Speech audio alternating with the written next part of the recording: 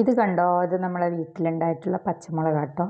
അപ്പം ഇത് ഉണ്ടമുളക്. ഇത് ഉണ്ടായിട്ട് വരുന്ന സമയത്ത് വയലറ്റ് കളറായിരിക്കും, പിന്നെ അത് ചേഞ്ച് ആയിട്ട് ഈ പച്ച കളറിലേക്ക് വരും. പിന്നെ അത് പഴുത്ത് കഴിയുമ്പം അറിയാലോ, സ്വാഭാവികമായിട്ടും എല്ലാവർക്കും അറിയുന്നതല്ലേ, ഈ കളറ് ചുമന്ന കളറോ നല്ല ഭംഗിയില്ലേ കാണാൻ വേണ്ടിയിട്ട്. എനിക്ക് ഭയങ്കര ഇഷ്ടമാട്ടോ അത്. അതേപോലെ തന്നെ ഇത് നമ്മുടെ കാന്താരി മുളക്, സാധാ കാന്താരി എല്ലാവരുടെ അടുത്തും കാണുന്നുണ്ടാവും, വീട്ടിലൊക്കെ ഉണ്ടാവും.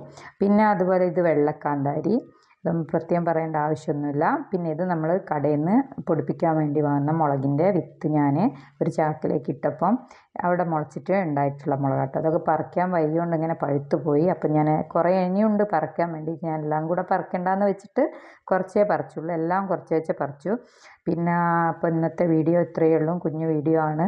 അപ്പോൾ എൻ്റെ ഈ മുളകുകളും വീഡിയോയും കണ്ട് ഇഷ്ടപ്പെട്ടാൽ സപ്പോർട്ട് ചെയ്യാൻ മറക്കല്ലേ. Okay, bye.